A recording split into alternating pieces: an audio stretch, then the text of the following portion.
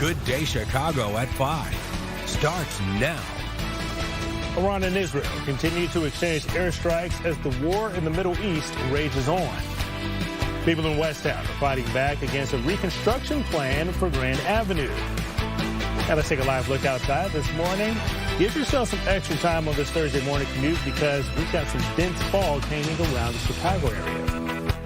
Good morning and welcome to the 5 a.m. hour of Good Day Chicago. Time is now 5:02. Turning over to Mike Abbott. Mike, this fog is really, really bad, especially compared to yesterday where we saw just a little bit of fog. Right. Yeah, this is more widespread. The visibilities are lower, and that dense fog advisory lasts until 3 o'clock this afternoon. The kids going to school, I mean, there might be some delays, especially in outlying areas because of the fog. Temperatures in the city are going to stay in the low 40s all day long. You get far enough southwest, maybe some 50s showing up today, so there will be a temperature spread, but just kind of a murky day today and damp. Could be some drizzle as well with those temperatures getting into the low 40s. Not a big bump from where we are now. 41 at Midway, 39 at Woodstock, 40 at Aurora. We have 39 degrees at Gary, 43 at Valparaiso. You get far enough southwest, you might actually see some low 50s today, but right now we're in the 40s across most of the area. Brian? We are following some breaking news this morning. Crews are investigating a plane crash inside of a residential neighborhood in unincorporated Deerfield. We said that the pilot of the plane was killed. No one on the ground was hurt. Right now, it's still not clear what caused the crash. New this morning, Iran launches a new wave of attacks on Israeli and U.S. bases around the Middle East. Israeli officials say that they spotted incoming missiles in Tel Aviv and Jerusalem. According to Iranian forces, they also attacked a U.S. oil tanker in the Persian Gulf. Israel, meanwhile, launched strikes in Lebanon and Iranian-backed Hezbollah forces in Beirut. A U.S. submarine sunk one of Iran's warships in the Indian Ocean, which is the first time a U.S. sub has sunk a warship going back to World War II. At least dozens of Iranian sailors were killed. Iran warns that the U.S. will regret sinking that ship. Defense Secretary Pete Hegseth says that more forces will be arriving in the Middle East. The last two names of the 6 U.S. soldiers killed in a drone strike at a command center in Kuwait have now been released. Chief Warrant Officer Robert Marzan of California and Major Jeffrey O'Brien of Iowa. The Pentagon says the 6 members of the Army Reserve were working in logistics and kept troops supplied with food and equipment. The command center was hit by an Iranian drone on Sunday, just one day after the U.S. and Israel kicked off their military campaign against Iran. The U.S. Senate fails to pass a measure that would have prevented President Trump from continuing to attack Iran. The legislation, known as a War Powers Resolution, would have given lawmakers an opportunity to demand congressional approval before any further attacks are carried out. Fox Chicago spoke with Illinois Senator Tammy Duckworth on Chicago Live. She says the goal was to force the White House to come up with a plan for what's next. This is how we ended up in a 20-year war in the Middle East in OIF, and is because there was no plan. There was no off-ramp. There was no plan, and the White House has not been able to come to Congress and tell us what their next steps are. Trump promised no more wars and lower costs. Instead, he's broken every promise and he's marched us into another war of choice without any clear justification that he can explain to the American people or to the United States Senate. Senator Duckworth says Iran is better off with the death of their supreme leader, but she says all the White House has done with the war is create a power vacuum and cost the lives of 6 American troops. Some residents and business owners in West Town, they're calling out the mayor over a major reconstruction plan for Grand Avenue. Supporters of the Save Grand Avenue effort say that they've been trying to meet with the mayor and 2 aldermen to find some common ground for the project, but they've been ignored. It involves concrete protected bike lanes, bus boarding islands, and improved pedestrian infrastructure between Chicago Avenue and Ogden. Critics argue it would block emergency vehicles on Grand Avenue and slow down CTA buses, as well as eliminate parking. And my business that I've invested millions into, it stands to suffer greatly. Reduced foot traffic, parking, and I'm worried about the future. Definitely would not have purchased the building that I'm at now if I would have known that this construction was coming. The group wants the project to be put on hold until that there is 24/7 access on Grand Avenue for emergency vehicles, a way to avoid a massive slowdown for CTA buses and ample parking space. Chicago's first automatic public bathroom is coming to the Wicker Park neighborhood. The self-cleaning bathroom is expected to be installed for the intersection of Milwaukee, Division, and Ashland Avenues near the CTA Blue Line station. It's part of a pilot program that's been drawing some mixed reaction from residents. First Ward Alderman Daniel LaSpada says that the facility will provide a needed public amenity in a busy transit corridor. Some residents, though, they're worried about safety and maintenance and how this bathroom would function during the wintertime. Their whole approach is to flood everything with water. You know, seriously. It gets mighty cold out there. And yeah, and with no monitoring. And if something goes wrong, supposedly DeKalb is responsible for that, at least in this pilot. But that doesn't mean they're going to have people on the ground. LaSpada's office says the bathroom is expected to be operational by the end of the year. A fire destroys a homeless encampment just days before it was set to be cleared out. This happened back on Friday night in the North Park neighborhood. A resident tells Fox Chicago one of the tents caught on fire while someone was cooking. A total of 15 tents were destroyed. He said he's planning to clear out that encampment on March 17th. Chicago police will oversee the evacuation. And the Chicago Department of Family and Support Services released this statement saying it is offering shelter and other services to encampment residents. Well, it is tax season, and it's probably no surprise. Illinois residents are paying the highest tax rate in the country. At least that's according to online finance platform WalletHub, which says Illinois ranks as the top state with the highest tax rate this year, followed by New York, Connecticut, Pennsylvania, and New Jersey. The thing about where the situation in Illinois is a little bit different in that we rattled off the bottom 5 states of those northeastern states. Most of those states like New Jersey and New York have higher median annual income, so they can kind of withstand it a little bit more. Illinois' median annual income is right at the national average of $81,000. So the residents in that state are probably going to struggle. The states with the lowest tax rates are Alaska, Delaware, Wyoming, Idaho, and Montana. Notre Dame football fans are mourning the loss of legendary coach Lou Holtz. His family announced through the school that he died in Orlando, Florida. Mike, coach was 89 years old. Yeah, you know, and for those that don't remember him coaching, certainly you remember his, announcing career. Lou Holtz had a major impact on Notre Dame, from being the last head coach to win a national championship for the Fighting Irish to instituting the iconic "Play Like a Champion Today" sign outside the Notre Dame locker room. One person who knew him very well, you know him very well, former Notre Dame player, and Bears radio analyst, Tom Thayer. Sometimes people have a perception of what a head coach is supposed to look like, and that is not Lou Holtz. He was a smaller frame guy. He had kind of a tone of a voice that, you kind of listen to and you go, God, does he really talk about? But he's a super intelligent football coach. He demands the best out of everybody, no matter what position they play. He has a great understanding of offense, defense, and special teams.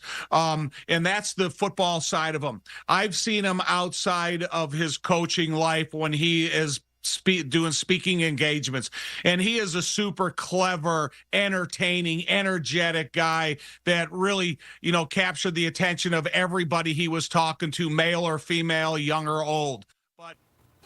The World Baseball Classic is underway, with all eyes on Team USA when they take on Brazil tomorrow, a game you can see right here on Fox Chicago.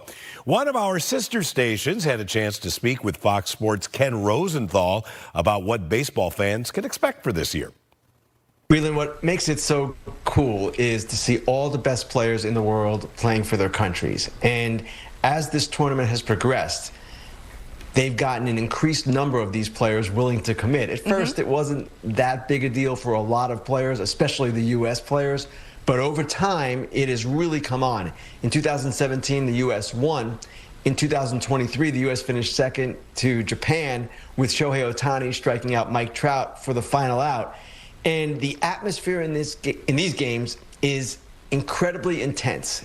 Indeed it is. Let's look at today's sports schedule. The Bulls, they will be in the desert Southwest taking on the Phoenix Suns. Tip-off, 8 p.m. our time. Women's college hoops. Notre Dame is going to play against Miami. That is the start of the ACC women's basketball tournament. That'll be at 12:30 today. And Loyola will take on the Bonnies of St. Bonaventure. That game starts at 10 this morning. That is part of the Atlantic 10 women's tournament. Now on to the weather. The fog that you thought was thick yesterday is much thicker across most of the area today. Looking there in Michigan and Lake, we have some fog. It doesn't look that horrible, but boy, outlying areas, really poor visibility. Temperature-wise, 40-ish. A couple spots are colder. Woodstock, Waukegan with 38, 39 at Chicago's Lakefront, 41 at Midway, 44 at Kankakee, 45 at Rensselaer. In general, farther south and west you are, later today, the warmer your high temperatures will get. Maybe even a few spots could hit 50. I'm going to hold temperatures in the city pretty much steady in the low 40s later today. Dense fog advisory. Look at the expiration time on this thing. 3 o'clock in the afternoon. For example, yesterday, the dense fog advisories ended in the morning. This has got legs.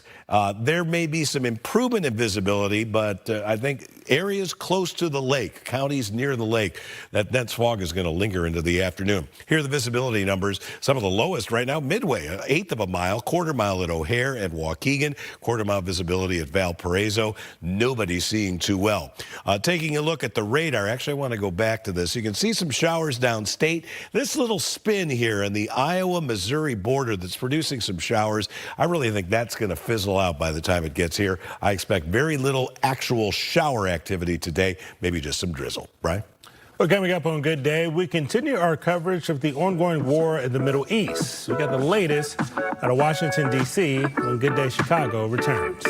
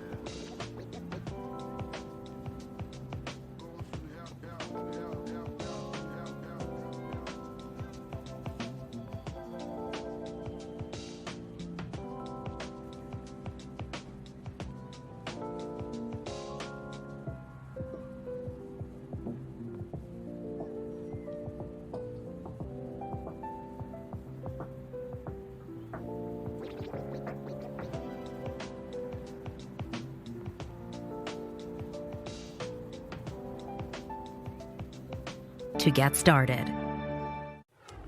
With U.S. and Israeli strikes against Iran continuing to intensify, President Donald Trump says that the military missions are going as planned. Rebecca Castor joins us live this morning from Washington, D.C. Rebecca, we now understand that the Kurds are about to get involved in this war. How so? Yes. So a U.S. official did confirm to Fox News that thousands of Kurdish fighters are preparing to launch a ground offensive in Tehran. This is significant because they are considered one of the most prominent armed opposition groups confronting the Iranian regime. These are Iranians who fled years ago and have been living in Iraq. They are returning now with the hopes of starting an uprising so the people of Iran feel comfortable rising up against the remnants of the regime. The Kurds have been a longtime ally of the U.S. and were instrumental in the fight against ISIS in Iraq and Syria. And we do have reports that the CIA is working to arm them to support this mission. White House is not confirming that specifically, so that is something we are going to be watching closely. Also, Rebecca, we know that the Senate failed to pass a war powers resolution yesterday. What's the plan in Congress? Yeah, that vote failing in the Senate yesterday, it was a big win for the Trump administration. The House is going to take the same vote later today. We expect the same result. Democrats want to be more involved in the president's decision-making in Iran. They say it is Congress's job to declare war. They don't like that the president launched this operation without their approval.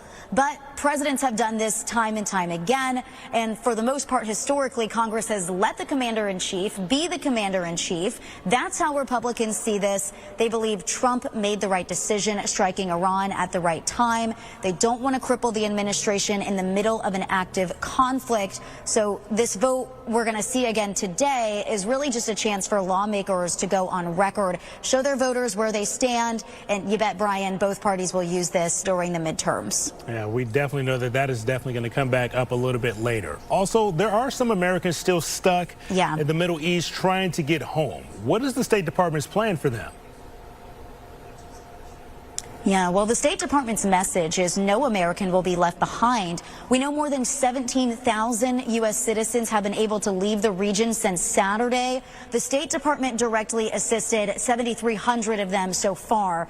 It's organizing charter flights to bring people home who can't secure a commercial flight. This is free of charge, and the White House has emphasized that it will not rest until every American who wants to come home is home. Those watching or who are abroad or have loved ones stuck abroad, reach out to the State Department directly, and they will work to bring you home.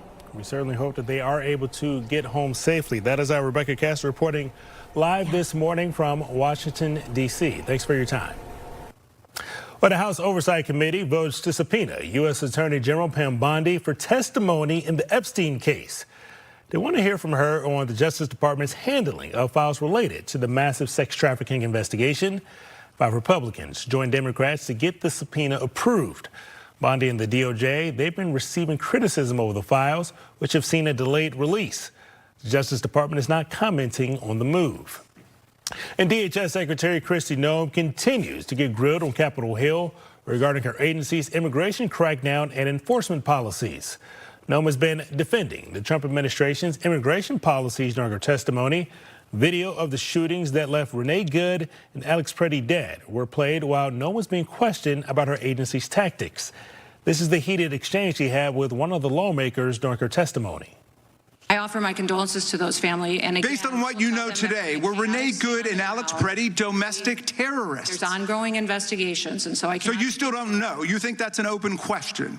I would think you would want there to still be investigations going into these situations. Well, you stated the conclusion 2 hours after they were killed that they were domestic terrorists. Many Democrats and several Republicans are calling for Noem to resign. Some lawmakers in Springfield, they want to make life easier for people dealing with epilepsy and seizures. Senate Democrats, they want everyone to have access to seizure detection devices if they're in need of them. And these devices, they don't come cheap. Some up to $250, others as much as $2 grand. The new plan on the table would force insurance to cover the cost. Expanding access to these devices is a critical step to ensuring longer and healthier lives for everyone.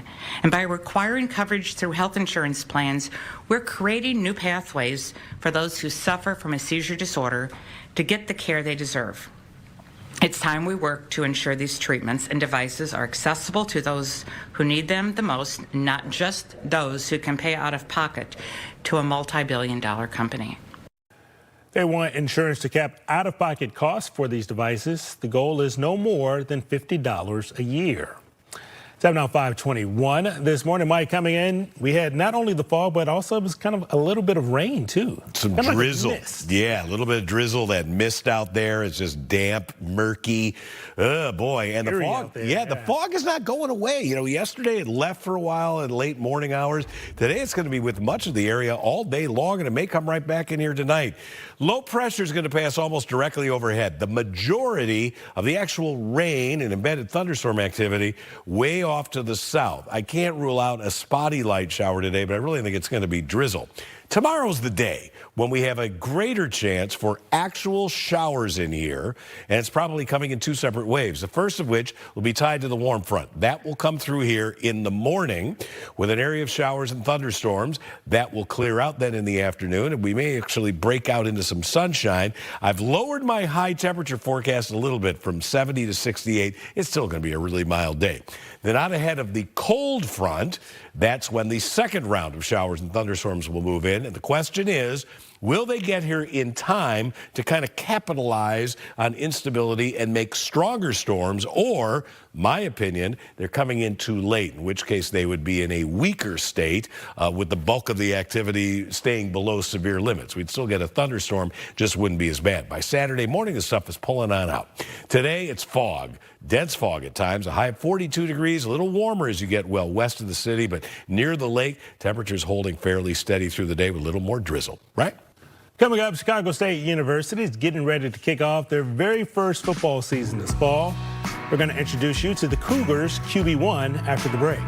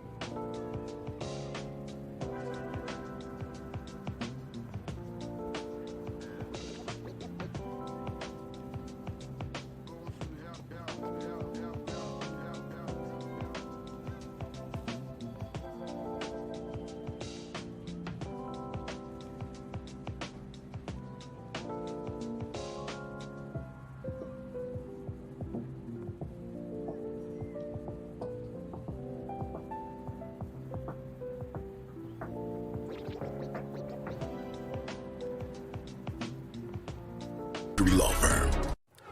Chicago State University officially has a quarterback. The school's inaugural season begins this August. Taking charge of the team on the field is Trey People. He's from California and just transferred to Chicago State from LSU. We spoke with him on Chicago Live about what he's going to bring with him from the national championship winning program at LSU. How we prepared, how we practiced, how we recovered, how we did everything. So me being able to take that experience and going to Chicago State, and building that foundation of, going with the grit and the grind and competing like we are competing for, an FCS national championship. So I think those will be pretty helpful in building that program at Chicago State. Cougars home games will be played at SeatGeek Stadium in Bridgeview. The school is planning to build their own stadium in the future. Pretty big get for the Cougars. Getting a quarterback from one of the best programs in the country, Mike. Yeah. There for the Cougars. We have fog out there, widespread. It will last most of the day for a majority of the area. Let's talk about this dense fog advisory. There's kind of some staggered stop times to it. So first, let me put up the map here, and you'll see all of Chicagoland has a dense fog advisory. Cook County, it's in effect until 3. DuPage County, it's in effect until 3. Lake County and Lake County in effect until 3. But Kane County expires at noon. LaSalle County expires at noon. Porter County, you're in there till 3 o'clock.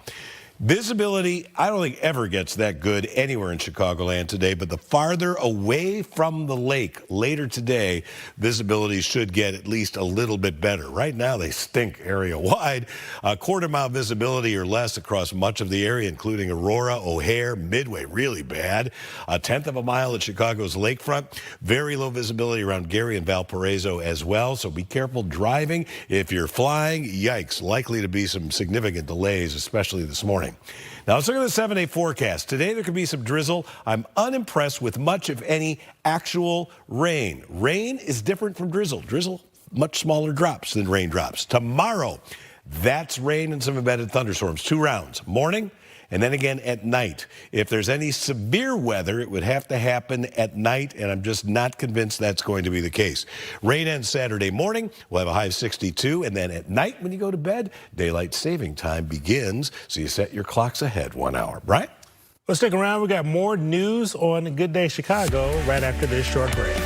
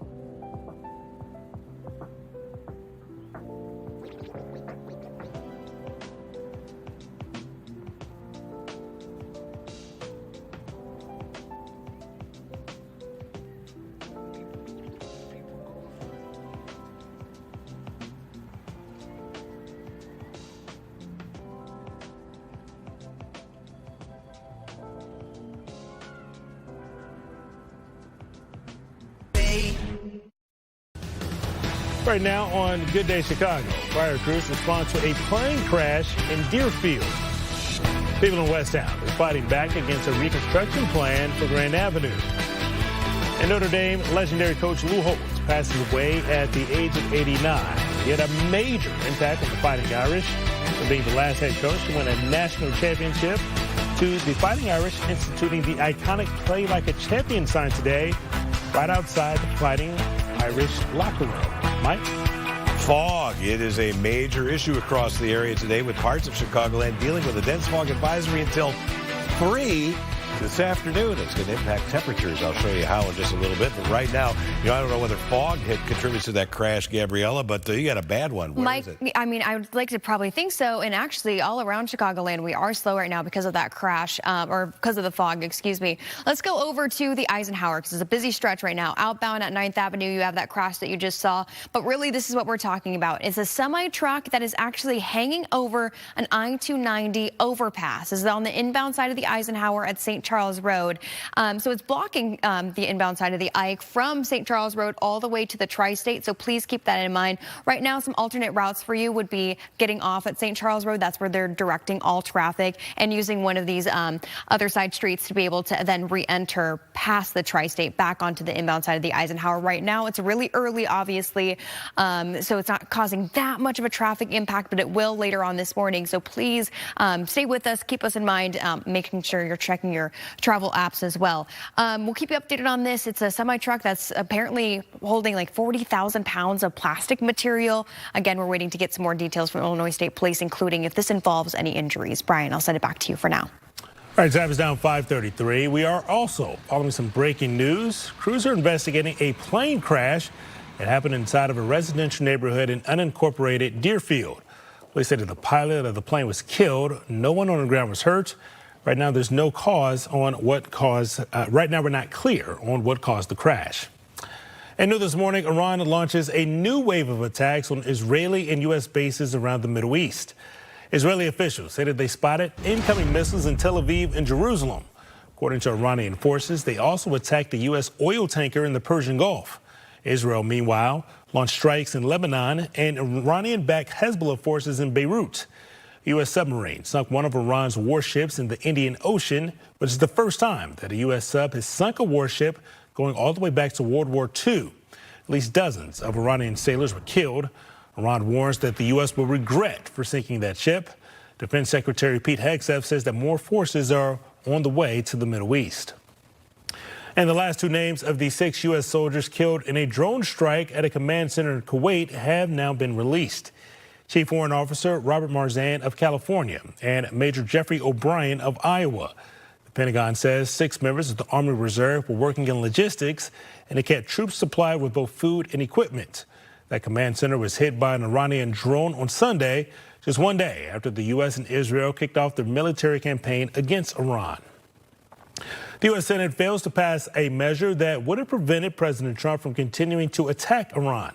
The legislation, known as a War Powers Resolution, would have given lawmakers an opportunity to demand congressional approval before any further attacks are carried out.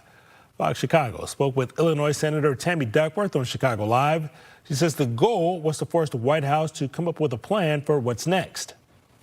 This is how we ended up in a 20-year war in the Middle East in OIF, and is because there was no plan. There was no off-ramp. There was no plan, and the White House has not been able to come to Congress and tell us what their next steps are. Trump promised no more wars and lower costs. Instead, he's broken every promise, and he's marched us into another war of choice without any clear justification that he can explain to the American people or to the United States Senate. Senator Duckworth says Iran is better off with the death of their supreme leader. But she says all the White House has done with the war is create a power vacuum and cost the lives of 6 American troops. Some residents and business owners in West Town are calling out the mayor over a major reconstruction plan for Grand Avenue. Supporters of the Save Grand Avenue effort say that they've been trying to meet with the mayor and 2 aldermen to find some common ground for this project, but so far they say that they've been ignored. It involves concrete protected bike lanes, bus boarding islands, and improved pedestrian infrastructure between Chicago Avenue and Ogden. Critics argue that it would block emergency vehicles on Grand Avenue, slow down CTA buses, and eliminate parking spots. And my business that I've invested millions into, it stands to suffer greatly.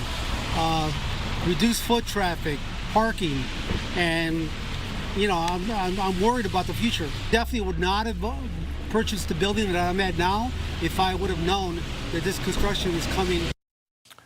The group wants this project to be put on hold until there is 24/7 access on Grand Avenue for emergency vehicles, a way to avoid a massive slowdown for CTA buses and ample parking space. Chicago's first automatic public bathroom is coming to Wicker Park. The self-cleaning bathroom is expected to be installed for the intersection of Milwaukee, Division, and Ashland Avenues, not far from the CTA Blue Line station. It is part of a pilot program that's been drawing some mixed reaction from residents. First Ward Alderman Daniel LaSpada says that this facility will provide a needed public amenity in a busy transit corridor. Some residents, though, they're worried about safety and maintenance and exactly how this bathroom would function during the wintertime. Their whole approach is to flood everything with water. Seriously. It gets mighty cold out there. And with no monitoring. And if something goes wrong, supposedly DeKalb is responsible for that, at least in this pilot. But that doesn't mean they're going to have people on the ground. LaSpada's office says that the bathroom is expected to be operational by the end of the year. Well, it is tax season, and it's probably coming as no surprise. Illinois residents are now paying the highest tax rate in the country. At least that is what online finance platform WalletHub has to say. Illinois ranks as the top state with the highest tax rate this year, followed by New York, Connecticut, Pennsylvania, and New Jersey. The thing about where the situation in Illinois is a little bit different in that we rattled off the bottom 5 states of those northeastern states. Most of those states like New Jersey and New York have higher median annual income, so they can kind of withstand it a little bit more. Illinois' median annual income is right at the national average of $81,000. So the residents in that state are probably going to struggle. The states with the lowest tax rates are Alaska, Delaware, Wyoming, Idaho, and Montana. Time now 5:40 this morning, and looking to the right of you, or I guess that'll be to the left of you on the screen. Like this morning, we got a lot of fog out there. It is widespread. To the tax story, though, the gentleman who from WalletHub there, I would want to know what the cost of living is, though, in some of those northeast states. It's not all just based on the fact they have a higher income level. Fog out there big time, and parts of Chicagoland will have a dense fog advisory until 3 this afternoon, only to be dealing with fog again tonight into tomorrow morning before we get thunderstorms in here. Damp, foggy, a little bit of drizzle out there, certainly some mist. So if you're driving around, you may see a little stuff gathering on your windshield, requiring an intermittent wipe here or there. Fog and drizzle possible really at almost any time today. Temperatures getting up in the city into the low 40s, but you get far enough southwest, it may be some low 50s today, where you also have a higher chance of breaking out into some sun, for at least getting out of the fog. 40 degrees at Aurora, 38 at Woodstock, 40 now at Midway, 39 at Gary, and 43 degrees at Valparaiso. So already a little temperature spread. For counties close to and along the lake, dense fog advisory until 3. You get a little bit farther west and south, your dense fog advisory is set to expire at noon. But look at these visibility numbers, fractions of a mile in most locations, including a quarter mile at O'Hare and Midway. At those levels, if you've got a flight coming in or going out, maybe some delays as a result of that. Most of the rain way downstate. This little feature here, I think, is going to fizzle out by the time it comes in here. It may squeeze out a brief shower. I really think the worst of any moisture out there is in the form of drizzle today. But that fog, it means business at least into the early afternoon hours. We'll be right back.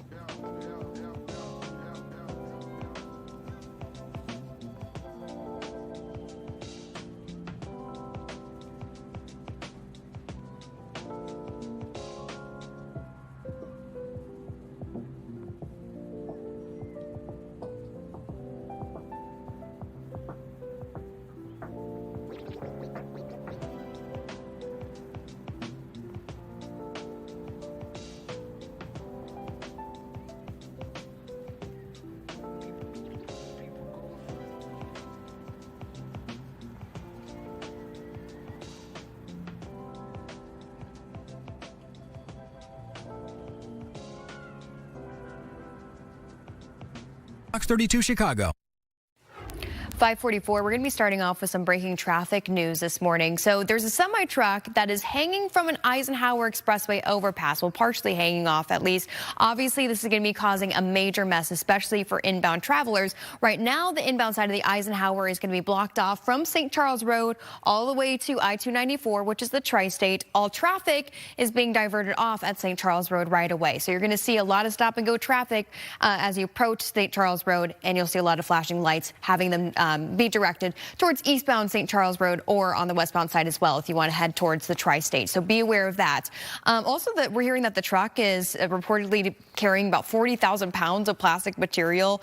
Reports say it's non-hazmat, so that's the good news. We're not hearing about any injuries just yet, waiting to get more information from Illinois State Police. Of course, we have that closure on the inbound side of the Ike, but also if you live in this Berkeley Elmhurst suburb, Electric Avenue is going to be closed between Coolidge Avenue and Edgewood Avenue for cleanup for this. We're going to keep you updated. We actually have a crew that's headed there right now. Hopefully we can get that live picture. Of course, we have that fog out there. Please be careful as you're driving this morning. Brian.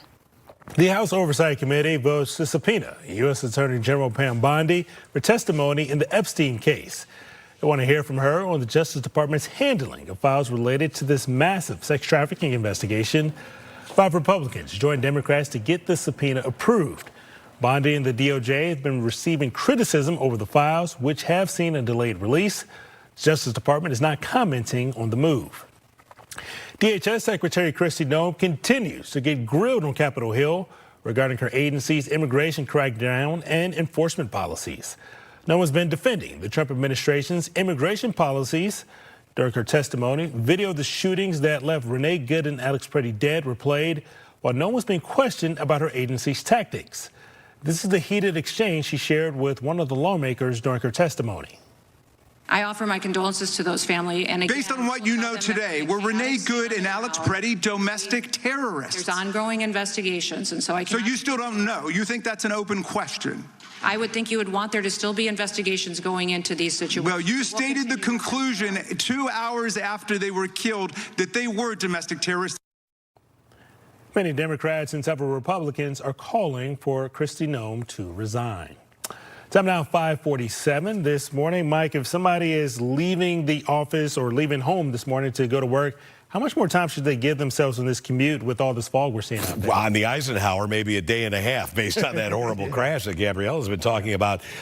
Certainly, several minutes at least. And if you are flying today, there will likely be some delays as well, or maybe welcoming somebody who is flying in. So check with your airline. We have dense fog, 42 degrees. That's my number for O'Hare. There will be some warmer spots, especially well west of the city, where the fog may not last as long. But in general, this is going to be a really kind of a murky day. Tonight, temperatures holding steady. And the fog comes back. We'll have very little wind, east at about 3 to 6 miles per hour. And there may be some drizzle. Rainfall, actually like a bona fide shower. I don't think there's much today. Tomorrow, 2 rounds of showers and thunderstorms. Round 1, morning, probably between about 7 and 10. Then we get a gap. Then the next round is at night. If those storms get in here earlier than I think, some of them could be strong to severe. I just think they're coming in at a time of night when they would be weakened. Saturday morning, the rain moves out. The rest of the weekend dry. We lose an hour of sleep as daylight saving time kicks in. 68 beautiful degrees on Monday before the next storm system with showers of rain Tuesday and Wednesday. Brian? Coming up, there's a new clinical trial that could help people dealing with a rare form of epilepsy. We'll share the details when Good Day Chicago returns.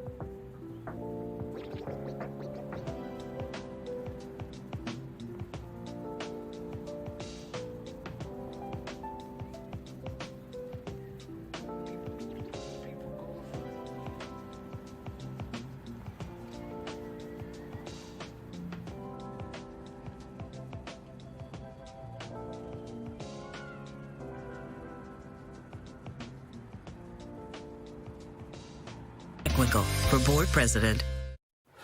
All right, starting again with this breaking traffic news. We have a crew on our way there to hopefully get a live picture for you. But there's a semi-truck that's reportedly hanging from an Eisenhower Expressway overpass right now, or at least partially hanging over it. The truck is reported to be carrying about 40,000 pounds of plastic material. We are hearing that it's non-hazmat, so that's the good news. Also, waiting to hear from ISP if there's any injuries involved with this, if there's more than one vehicle involved other than that semi-truck. So we'll get you that information as well. Obviously, it's causing a major traffic mess.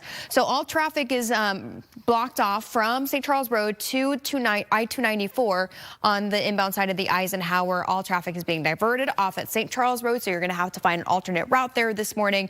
There is obviously going to be some traffic as you approach St. Charles Road. It's okay right now, but if this continues for as long as we think it's going to, be sure you're adding a lot of extra time to your commute. And if you live, again, in the Berkeley-Elmhurst suburb, Electric Avenue is going to be closed near the Eisenhower. Again, we're going to give you an update. We're reaching out to State Police for more information. Please stay with us, and we'll give you more. Brian. Well, a groundbreaking clinical trial is offering new hope for young patients with Dravet syndrome. It is led by doctors at Lurie Children's. It is a rare, severe form of epilepsy, one that brings daily severe seizures. If approved, this medication would become the first gene regulation therapy for epilepsy. He has always been an incredibly strong and remarkable human. And to watch him connect and make friends and remember the friends' names and want to go to school and live the best version of his life possible has been incredible. It's a very promising study. It gives the families the hope of a medicine that because it's treating the underlying cause of Dravet syndrome, it will help them in all of the ways that the sodium channel receptor mutation harms their child. 81 patients participated in the first two phases of the study. Researchers are currently enrolling patients for the third phase of the trial. Chicago State University officially has their QB1. The school's inaugural season begins in August. Taking charge of the team on the field is Trey People. He is from California and just transferred to Chicago State from LSU. School's quarterback spoke with Chicago Live about what he's going to bring with him from his national championship experience at LSU. How we prepared, how we practiced, how we recovered, how we did everything. So me being able to take that experience and going to Chicago State, and building that foundation of, going with the grit and the grind and competing like we are competing for, an FCS national championship. So I think those will be pretty helpful in building that program at Chicago State. Cougars games will be played at SeatGeek Stadium in Bridgeview. The school is eventually planning to build their own stadium sometime in the future. Time now 5:55. Checking back in with Mike. We got a little bit of everything on this Thursday morning commute. Got the fog, got kind of a mist out there. Yeah, everything is kind of damp out there. We have temperatures, which I'll be honest with you, disappointing in many areas compared with how it looked like it would be last week. I thought for sure we'd at least get into the 50s area wide today, but we've been lowering those temperature forecasts here all week, putting them mainly in the 40s. Take a look at our futurecast, just updated, and it shows a small chance of a shower of rain, but most of Chicagoland, no showers. It would just be some drizzle, kind of like what we had most of the day yesterday, coming out of that fog deck.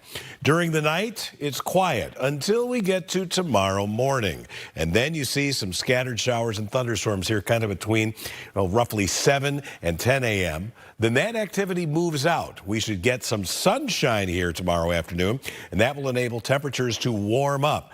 Now, the big question is, round 2 of the showers and thunderstorms, does that get in here in time to kind of capitalize on all that instability in the atmosphere, or is it coming through here during the overnight hours, in which case those storms would be weaker? That is the direction I am leaning right now, which is perfectly fine. We don't need any severe thunderstorms.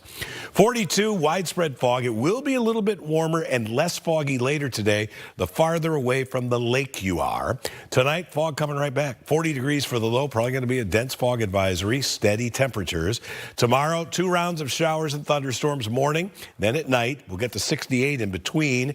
Over the weekend, mainly dry after a morning shower Saturday. And remember, we set our clocks ahead for daylight saving time when you go to bed Saturday night. A beautiful day Monday, sunshine and 68 ahead of some more rain Tuesday and Wednesday.